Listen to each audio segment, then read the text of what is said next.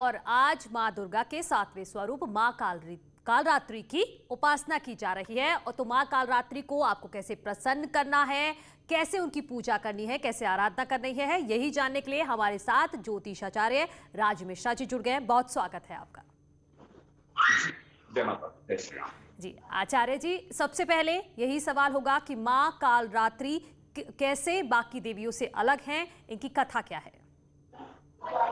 मनु जी, बहुत सुंदर प्रश्न किया है आपने और मैं फिर से एक बार धन्यवाद दूं आपकी पूरी टीम को और मीडिया टीम को कि आप सभी लोग हमें सुंदर अवसर प्रदान कर रहे हैं कि देवी के बारे में हम चर्चा श्रवण कर सकें और लोगों को बता सकें। देवी की चर्चा इस मुश्किल टाइम पर भी हर घर तक पहुंच सके, ये जो आप लोगों का प्रयास है बहुत ही सराहनीय है। और अगर आज के समय में मैं देवी कालरात्रि का जो देवी का का सप्तम स्वरूप है उसकी आराधना अगर आज देखी जाए तो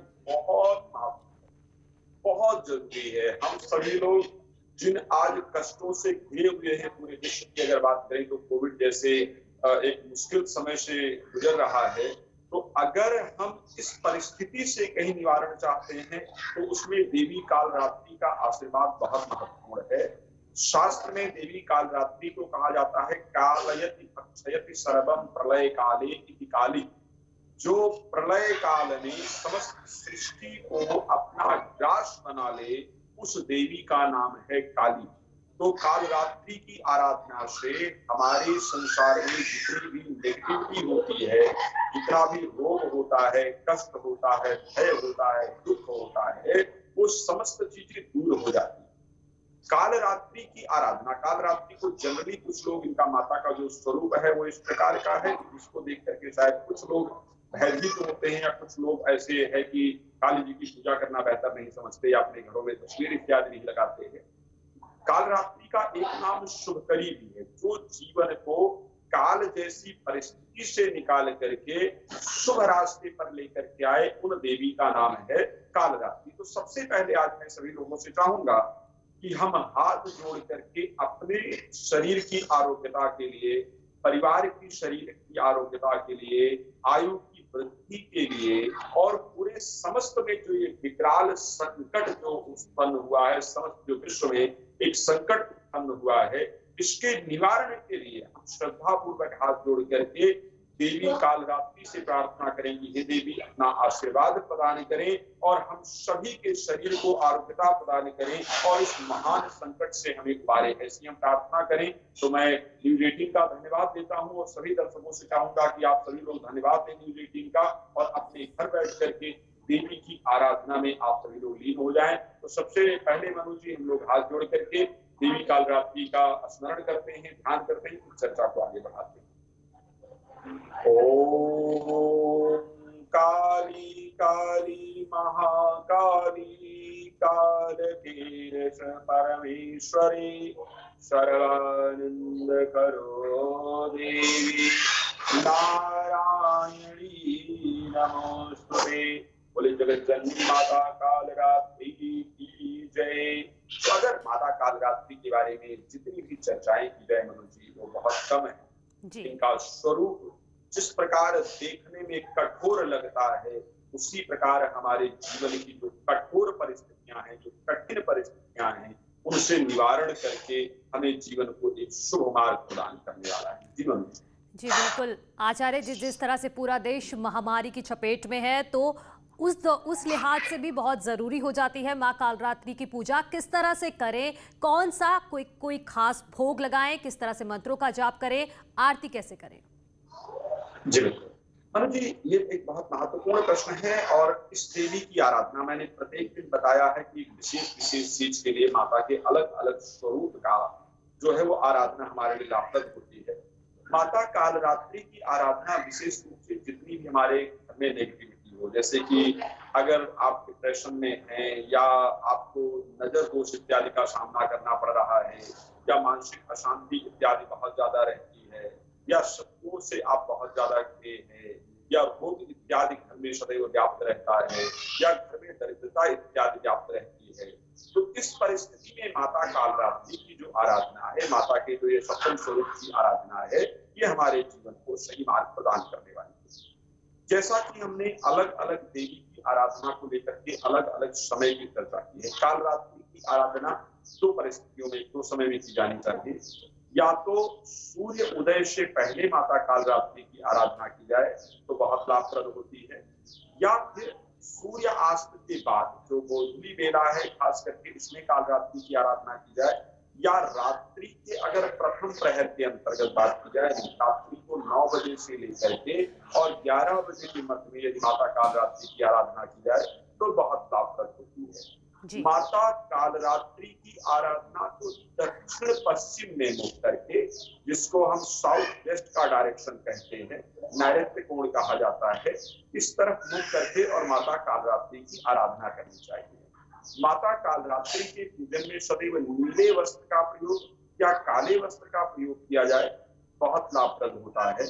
माता कालरात्रि के पूजन में, जैसा कि अलग अलग पूजन में अलग अलग चीजों का प्रयोग किया जाता है, इनके पूजन में तिल के तेल का दीपक आपको प्रयोग करना चाहिए।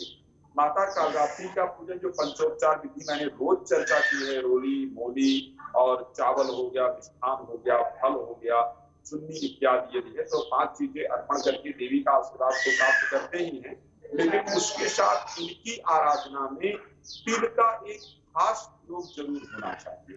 खास प्रयोग किस प्रकार का? तिल के 100 तेल का दीपक जरूर जलाया जाना चाहिए और उसके साथ आपको तिल से बने हुए मिष्ठान का भोग माता कालरात्रि को जरूर अर्पण करना चाहिए। माता कालरात्रि को बलि का एक विशेष प्रथा जरूर है, तो जयफल 2 ला करके और 2 लौंग साथ में ला करके माता कालरात्रि को जरूर अर्पण करना चाहिए। जी मनीष जी। आचार्य जी, एक सवाल मेरा व्रतियों के लिए है कि क्या कोई मुहूर्त होता है कि उसी दौरान अपना व्रत खोले, और कौन से ऐसे नियम हैं जिनका पालन करना चाहिए कि ये करना चाहिए और ये व्रत के दौरान नहीं करना चाहिए?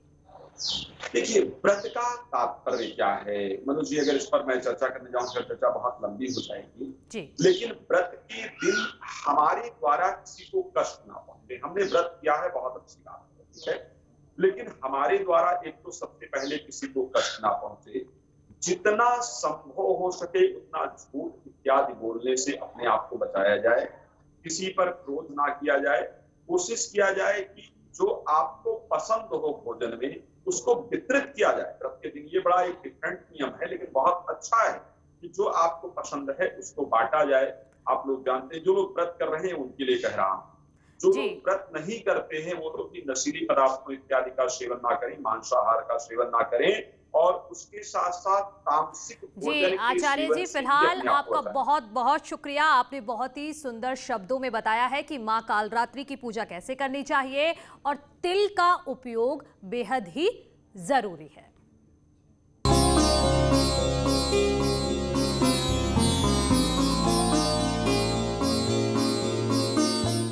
सती के त्याग का गवाह माया देवी शक्तिपीठ। कहते हैं कि मोक्ष नगरी हरिद्वार में ये पीठ सती के शिव के प्रति प्रेम का भी गवाह है। यहीं पर सती की नाभि गिरी थी और तभी से ये मंदिर 51 शक्तिपीठों में से एक गिना जाता है। माया देवी मंदिर हमारे हरिद्वार की बहुत ही प्राचीन स्थल है और समस्त श्रद्धालु आके माया देवी का दर्शन करके पुण्य के भागीदार बनते हैं। कांची कोटि माया अवंतिका पुरी द्वारा वटी चैवा, ऐसे करके हमारे जो है शास्त्रों में बताया गया है कि माया देवी के दर्शन करने से सभी दुख दारिद्र्य दूर होते हैं। देवनगरी हरिद्वार में पतित पावनी गंगा भक्तों के पाप धोती है। शिव की जटाओं से निकली मोक्षदायिनी गंगा के स्पर्श से महाकुंभ की इस नगरी का महत्व और ज्यादा बढ़ जाता है। कहते हैं यही ब्रह्मा, विष्णु और महेश वास करते हैं और ये मंदिर सती और शिव के अटूट प्रेम की कहानी सुनाता है।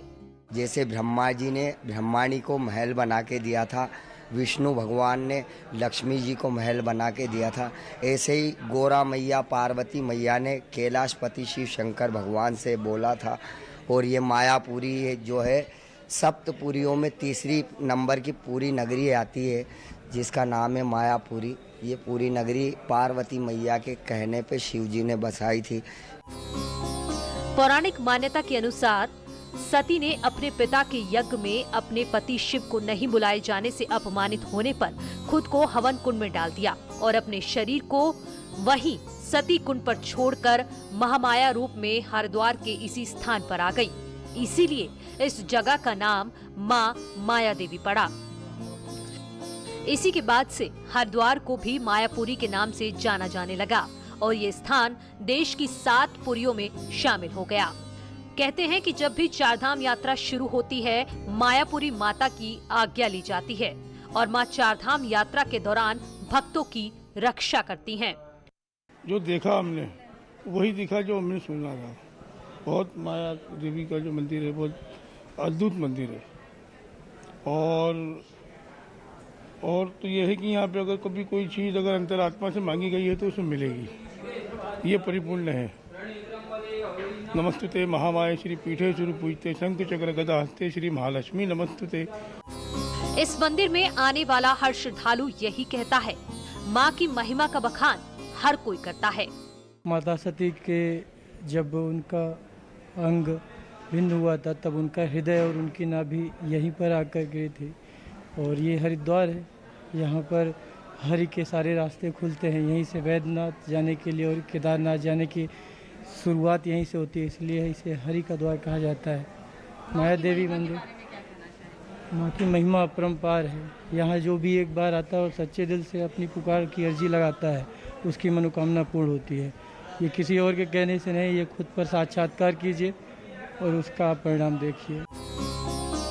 माया देवी को हरिद्वार की अधिष्ठात्री देवी माना जाता है, जिसका इतिहास 11 शताब्दी से उपलब्ध है। प्राचीन काल से माया देवी मंदिर में देवी की पिंडी विराजमान है और 18वीं शताब्दी में इस मंदिर में देवी की मूर्तियों की प्राण प्रतिष्ठा की गई। इस मंदिर में धार्मिक अनुष्ठान के साथ ही तंत्र साधना भी की जाती है। जब से होश संभाला है, कोई दिन आज तक ऐसा नहीं गया होगा, आंधी हो, तूफान हो, बरसात हो, जब मैं इस मंदिर में नहीं आता। नित्य नियम मेरे को यहाँ पे आना ही पड़ता है। भैरव मंदिर भी जाना पड़ता है, क्योंकि हमारे को हरिद्वार वाले जितने भी मूल निवासी यहाँ के हैं, यहाँ आए बगैर हम लोगों की बिल्कुल गति नहीं है। हम यहाँ पे जो चीज़ मांगते हैं हमारे को वो चीज़ मिलती है, क्योंकि हरिद्वार एक अभिशप्त भी कही जाती है, क्योंकि हरिद्वार की माटी न देती न लेती, ये कहा जाता है। तो हरिद्वार वाले हरिद्वार में जितना मर्जी खा लें पी लें, कोई दिक्कत नहीं आती। यहाँ पे हरिद्वार वाले कोई जोड़ के सोचे कि और जगह जाके बिजनेस कर ले, वो नहीं कर पाते हैं। तो इस वजह से हमारे को हर वक्त जो है माँ के चरणों में रहना पड़ता है। और कभी भी हरिद्वार के जितने मूल निवासी हैं यहाँ के, जिन्होंने हरिद्वार में जन्म लिया है, उनको किसी प्रकार की कोई कमी अगर महसूस होगी तो वो सीधा माँ के पास आते हैं और वो पूरी करती है। माँ के इस दरबार में माँ काली और देवी कामाख्या का दर्शन भी कर सकते हैं। माँ काली देवी माया के बाईं तो वहीं दाहिनी ओर माँ कामाख्या विराजमान है। माँ माया के आशीर्वाद से बिगड़े काम भी बन जाते हैं और सफलता की राह में आ रही बाधाएं दूर हो जाती हैं। नवरात्रों में माँ माया देवी मंदिर में भक्तों की तादाद बढ़ जाती है, लेकिन कोरोना की वजह से भीड़ कम आ रही है। न्यूज़ 18 के लिए हरिद्वार से भारती सकलानी की रिपोर्ट।